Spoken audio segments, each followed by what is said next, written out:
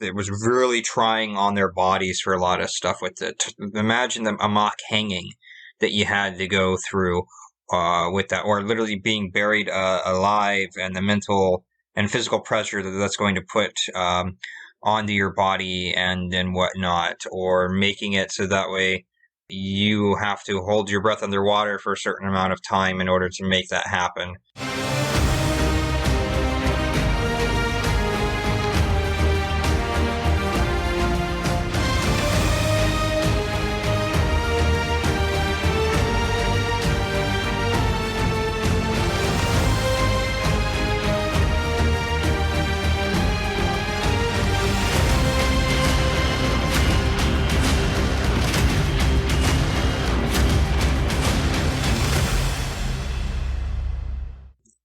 So to help with your notion of doing a rebirth ritual and whatnot, there are certain things I want to talk about that people had to do beforehand, had to have an understanding of things beforehand, as well as themes that are brought up between all of the traditions of the world that I'm aware of that have done this particular notion of things. The very first thing that you have to do is that you have to know that there's a higher power than yourself and whatnot. Anybody who does not have that does not get anything out of this in any way, shape, or form, and it becomes quite obvious that they never get the benefits of this if they don't have this inner knowing and whatnot. This is something you personally do not have to worry about, because obviously you already believe in a higher power and that kind of thing with it. So step one's already been accomplished for you. Congratulations. I'm just letting you know that this is also technically part of it for what's happening. Atheists were not permitted to partake in these different things, and if they stepped through, they never got anything from it. That was the consensus from all the general groups and things that I've read about it. Thing number 2 is you have to stop lying, especially to yourself. So if you want to have the ritual be the way that you want it to be and go with it and do well, you need to make it so that way you've agreed to stop lying in general about how things are. In other words, it's basically an alignment with reality, what you want, what's happening, that kind of thing with it, and trying to figure out exactly what you want with it. The reasoning behind doing so and being honest with the world around you and other people, as well as with yourself, is to make it so that way I didn't get what I wanted to from this last year or from the previous life that I had before I decided to go through this ritual and whatnot, and I need something better to come out of this. I need something with that. And you have to be honest with yourself about what went wrong, as well as what you intend to get instead, or what you're hoping to get instead from it, and move towards with that and that kind of thing with it. So that's another thing that needs to be done here with it. The next thing is to stop dreaming. There's different variations of what this means, but in modern terms, this is cognitive dissonance. This is where you say one thing but do another. And so there could be something that's going on that makes it so that way you say one thing and do another. And the perfect example of this for you personally would be when you're a pagan, you are a heathen and whatnot, you know that there's certain things you believe in and that kind of stuff, and then you talked about a guy who came and blessed you for one of the fights that was Christian with the cross, and then that with it.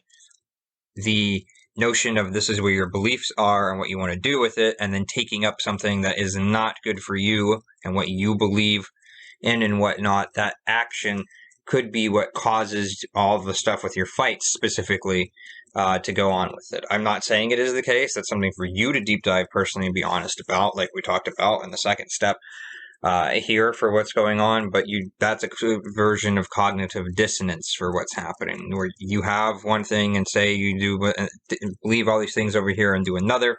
You're causing a dichotomy within yourself, and it gives you the results that you don't want. So to add to this, there are three parts of ourselves that we have to understand with it, which the Norse myths fit perfectly for this. There's our thoughts, our emotions, and our actions. All three of these need to be in alignment in order to make that happen, which is why you have to stop lying to yourself. You have to stop having the dreaming, the cognitive dissonance that we have in order for all of these to actually get into what you need to be done with it here. All right. And this helps with the rebirth process to make it so that way you're very clear about what you want. So that way you're shedding the old life like a snake would and whatnot in terms of getting rid of its excess skin and being reborn into something else with it. Right. And that's what you need to have for that. That's the next step of things. All right. Now, another part of occult initiation in terms of this death ritual and mock of death ritual and whatnot is you need to learn how to think. Now, obviously, what you talked about with the child and all that, it's a different story and that kind of stuff. This is as an adult where we have more control over things with it and whatnot. Now, this is called the Trivium Method in the ancient Greek traditions and whatnot, but basically it's, if you want to put it in modern terms, you've got input, meaning where your information's coming from. You've got the processing stage, which is where you try to weed out the logical inconsistencies, and then you have the output. All right. With this output stage with it, this creates our world. And if you have, every person goes through these stages of things as they get older and whatnot, and that makes it so that way their entire world is created this particular way.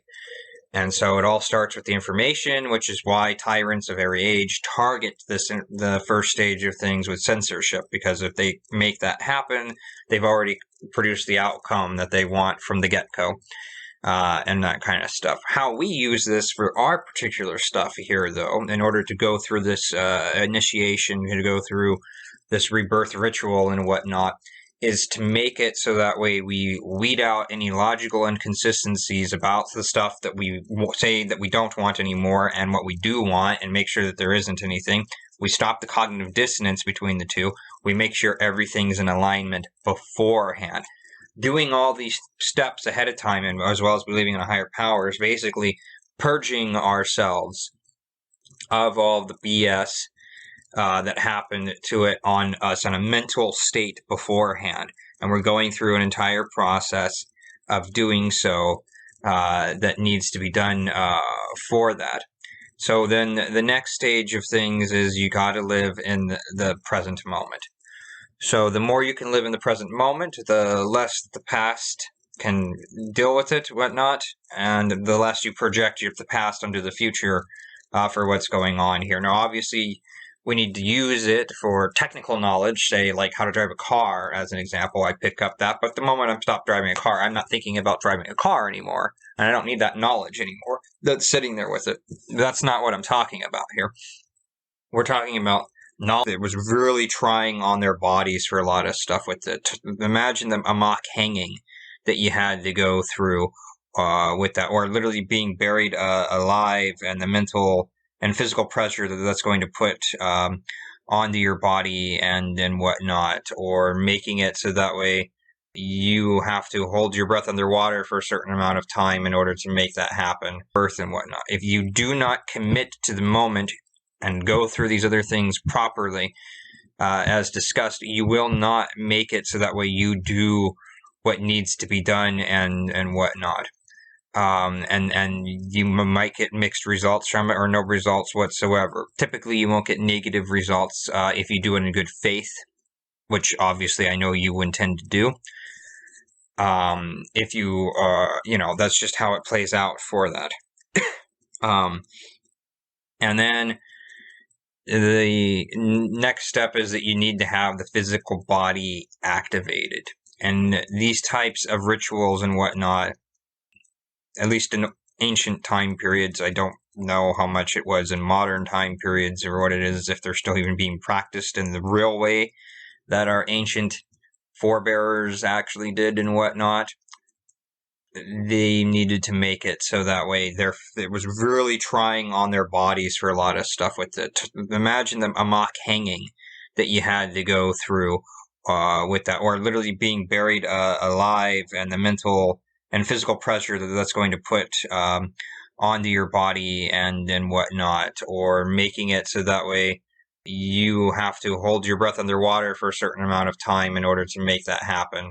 And then I will tell you my own personal stuff a little later in terms of stuff that I'll send to you in a different format rather than record it this way and whatnot, that you can read if you're interested in, of my own, type of rebirth that occurred through going through a ritual like this. So that's stuff that's on that particular front. All of these things need to be done with that. A hidden step that's above all of these different steps and whatnot, and behind all of these different steps, is what I call true care.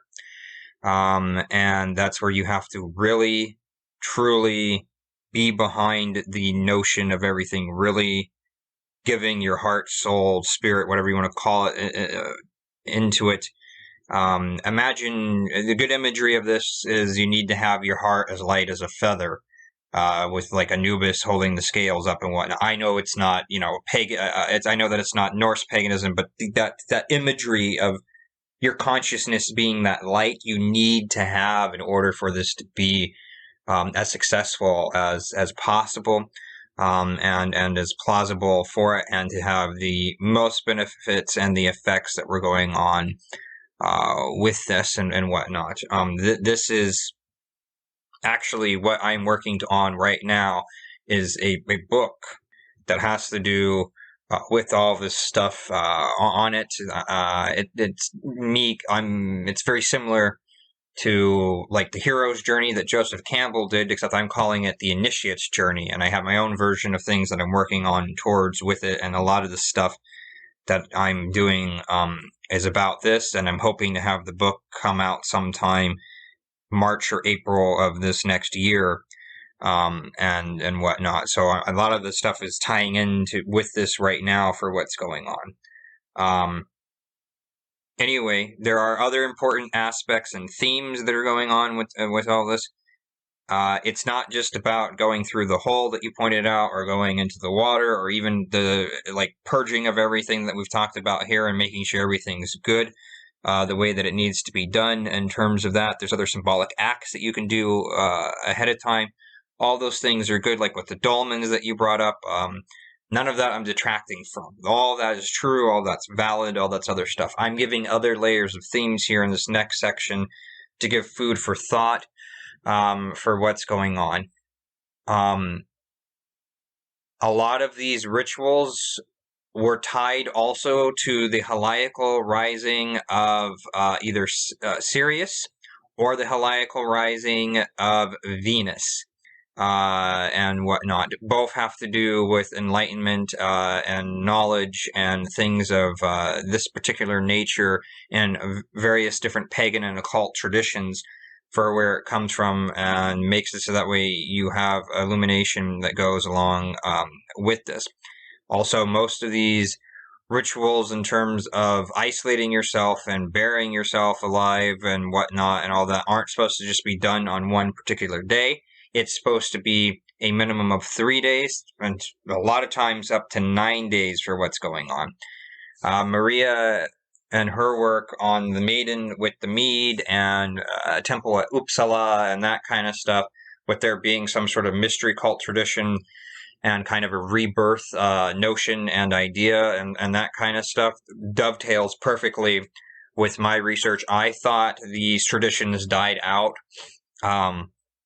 at least in terms of Northern Africa, Europe, and Asia, with the exception of India, of course, because, and maybe certain pockets of China, but for the most part had died out in about the year 500 AD or so.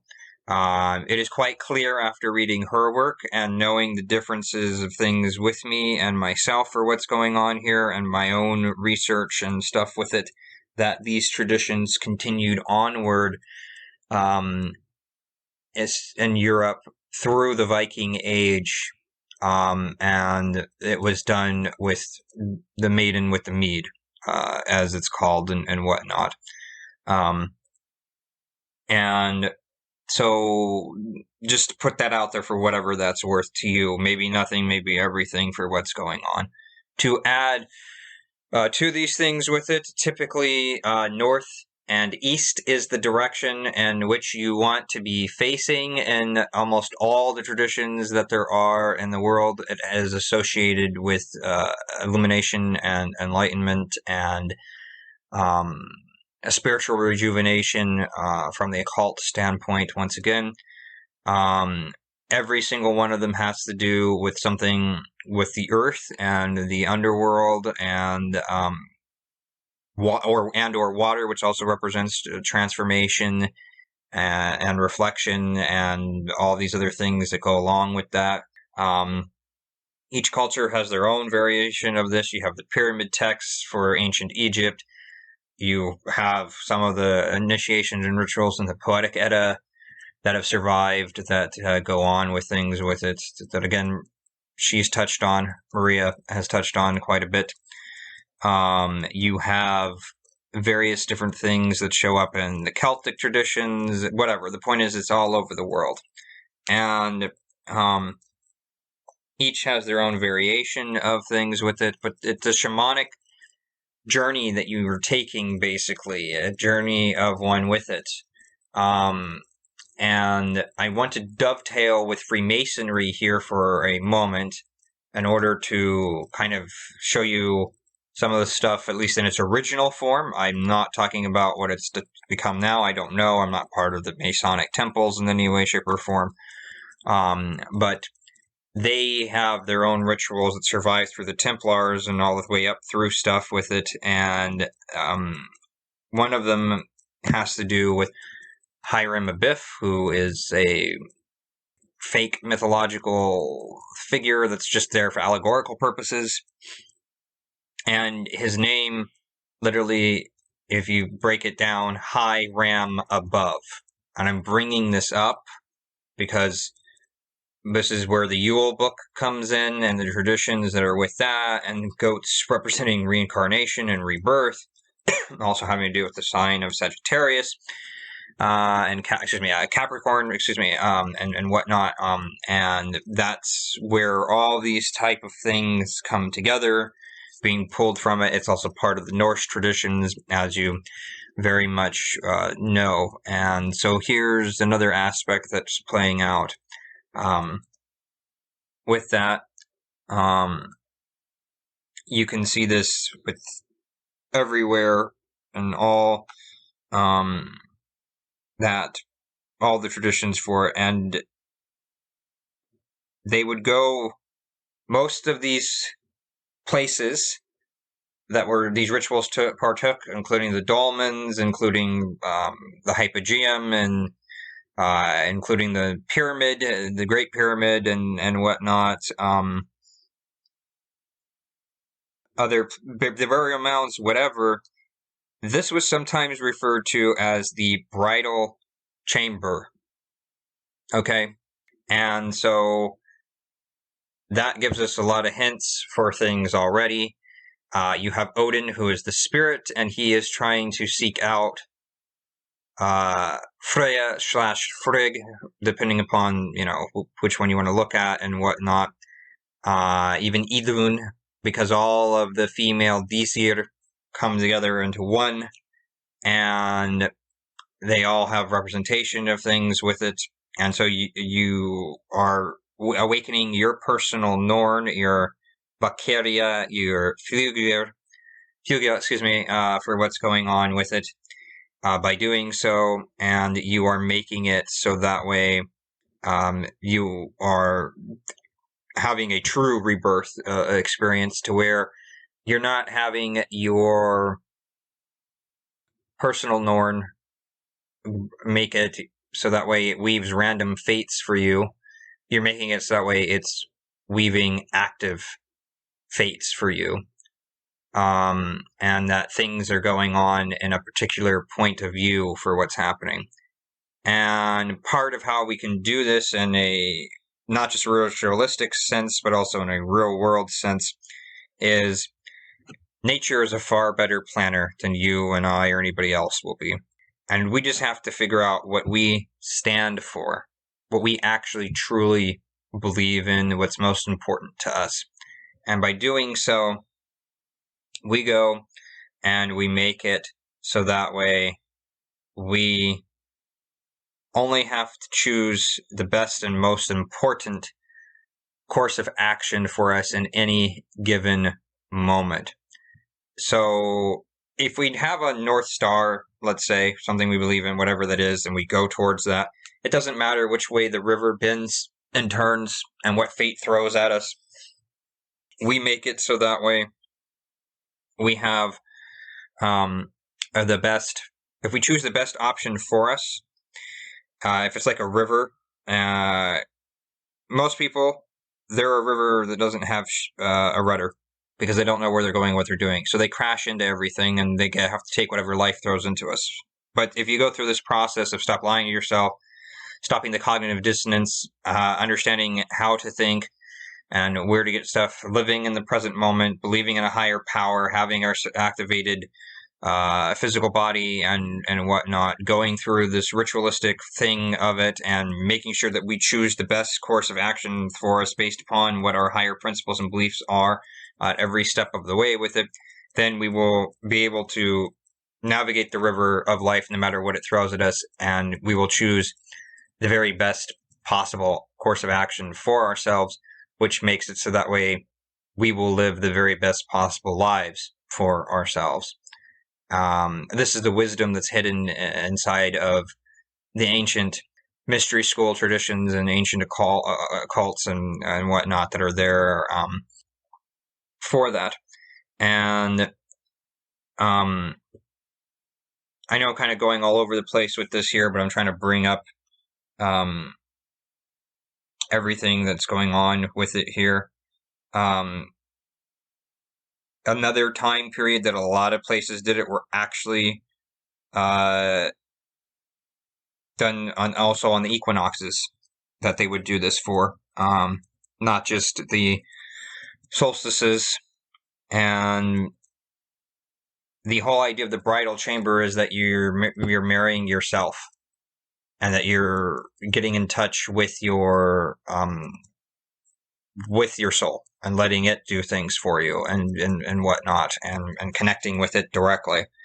There's actually multiple different levels of doing this type of stuff, and the deeper you go into it, the more that you get out of it. And the most of the traditions have 3 steps that they have to go through minimum in order to do that, and the final one is where you get to the level of like autor and seeing everything inside of it, knowing your lineage, knowing who you are, coming back with the mead and all that other stuff, and basically conquering death itself on a spiritual level at least. And whatnot. Now, I know that's not what you're looking for, but the process of initiation is the same, and maybe you'll get something more from it with that. I can tell you that when I didn't understand it all at the time because I hadn't done the research for it, and I still have a lot of understanding I need to go through with this, but I had an outer body experience when I went through this type of stuff with it. And that's all I'm going to say in this particular recording. If you're interested in more on that particular front for it, I'm more than happy to go into that with you personally and that kind of thing. Yeah, I think that's all that I need to go into. If you have any questions, comments, or concerns about what I went over, let me know. Oh, that's the other thing. They started the ritual during the day, and it went through the nighttime with it, and it was made it so that way they would get up just before the sunrise, and they would make it so that way they would see Sirius or Venus if they were doing stuff with those things and they would witness it right before the sun rose, and then they would see the sunrise for what was going on, kind of as a purging of everything with it, and the night being the underworld part, and the day being the resurrection coming up through everything. With that, I think the 3 days is important too. It fits 100% with the sun on the cross for what it is in the sky and whatnot, and it doesn't go anywhere, and it looks like it's dead for 3 days, and then it starts rising up again on an astrotheological standpoint. For stuff with it when you're using astronomy, and I think that that's the important part for it. I think that's why there's also 3 degrees that they did for it. 3 by 3 equals 9. So 3 degrees and 3 days for what's going on equals the 9 days that need to be done with it, which gives us the 9 days that they've done in other traditions, especially the Eleusinian mysteries for what's going on with that. Most traditions, they took some sort of drug or narcotic or things of this nature in order to make it happen. There's lots of traditions that don't do that, of course, too. And there's other rituals that lead up to it that have to do with purging and stuff with it. There's some rhythmic dancing that helps get you in the present moment, or chanting, or some sort of fire ceremony that's done with things with it, using to purge things away and kind of destroy everything that's going on with it.